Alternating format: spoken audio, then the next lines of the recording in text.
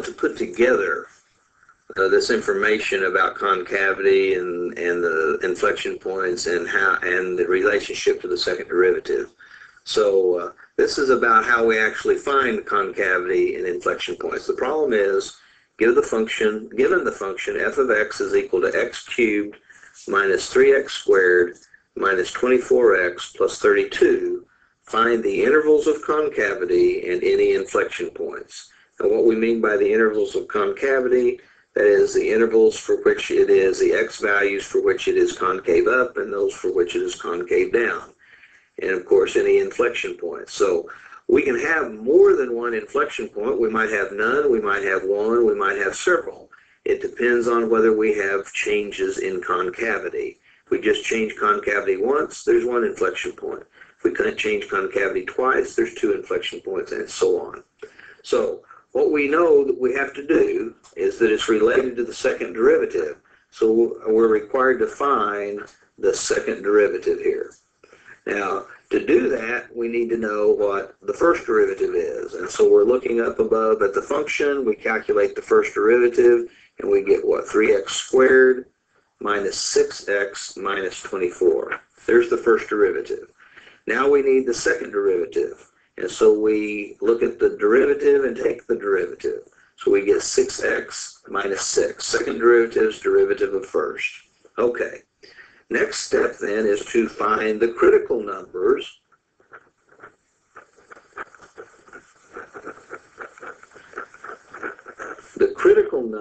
of the second derivative. Critical numbers for or of the second derivative. Now, the critical numbers of the second derivative are like those of the first. It's where the second derivative is 0 or where the second derivative is undefined. But in this case, the second derivative is a polynomial, so it's never undefined, and so we're only concerned about where the second derivative is 0. And the second derivative being 6x minus 6, we want to know where that's 0. So we simply solve the equation, and we, of course, add 6 to both sides, and then we divide both sides by the 6 that's in front of x. And so we get x equal 1. And so there's a single critical number. Okay, now, here's what we do next is we test. See, we use a table to test, just like we've seen before. Use a table to test for concavity. What are we testing? We're testing where the second derivative is positive and where the second derivative is negative. So we're first thinking in these terms. We're first thinking of course, we have this critical number of 1. That's the first thing we're thinking about. And so the idea here is on the left of 1, we have an interval, okay? And that would be from negative infinity to 1.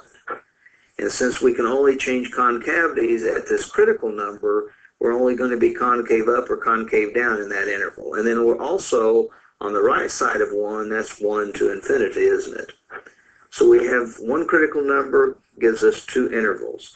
Now, what we're needing to do here is that we're needing to test the second derivative. So what we're really wanting to know here is the sign of the second derivative. That's what we're wanting to know. And so we pick some test number in there. For instance, x equals 0. Now, we've been through this. Here's what we're doing. We're checking out f double prime of 0. We want to know with that test value, and by the way, 0 is in the interval from negative 1 to 1, isn't it? So we take our second derivative, which is 6x minus 6, and we put the x value of 0 in it, and we get a value of negative 6. Now, all I really care about there is that that tells me that the second derivative is less than 0. That is, the second derivative is negative. That's what it's telling us. Second derivative is negative in that interval. So what does that tell us about f? It tells us that when the second derivative is negative, the graph is concave down. Okay, that's the conclusion. Now we come into the interval from 1 to infinity, and we need to test an x value there, because it'll always be concave up or always concave down. So I'm choosing x to be 10, that's in that interval. And so I'm testing the second derivative. I put 10 into the second derivative. And so that's 6 times 10 minus 6. Well, what I see here, of course, that's 60 minus 6, which is 54. But mostly I'm interested in that that's positive. See, here we were negative, here we're positive. So that tells me the second derivative is greater than 0 or positive. And when the second derivative is positive, then we know that the function itself is concave up. Second derivative positive means concave up. Okay, well, now we can begin to draw some conclusions. So I'm just coming up here, okay, to talk about what else we know. So from this we draw the conclusion that F is concave up on the interval. Let's see, concave up on the interval from 1 to infinity, isn't it? 1 to infinity. And F is concave down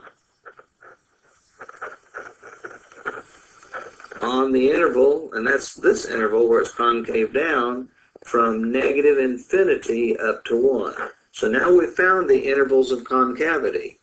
So the next thing we're worried about is inflection points. And since we changed, that's a 1 there, okay. By the way, my notebook paper has a hole right there, and so I had to go down. So you can't see that hole.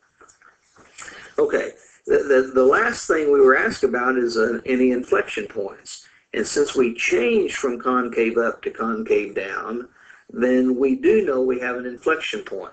And so just as a discussion, an inflection point happens, an inflection point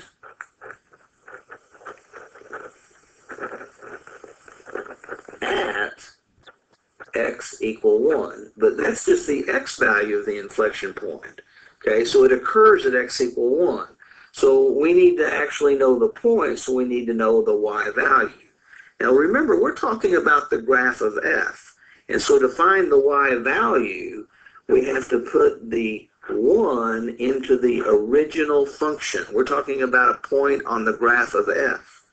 And so we put 1 into the original function, we get 1 cubed minus 3 times 1 squared minus 24 times 1 plus 32. And obviously you can do the work. I'm going to tell you that when we do that calculation, we get 6. That is, y is equal to 6. And so that tells us specifically that the inflection point is the point where x is 1 and y is 6. And we knew, again, why did we know we had an inflection point? Because we changed concavity at x equal 1.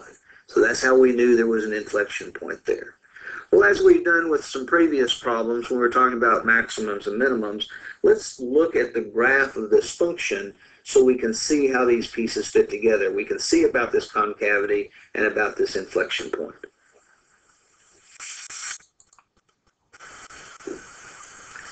As we continue.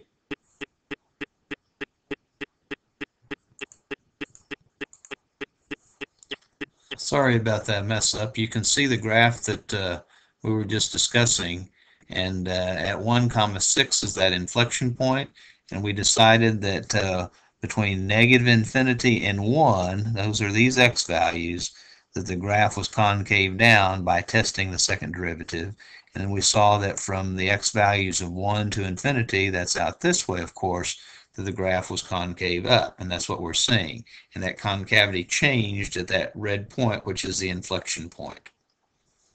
Well, this ends this first example. Let's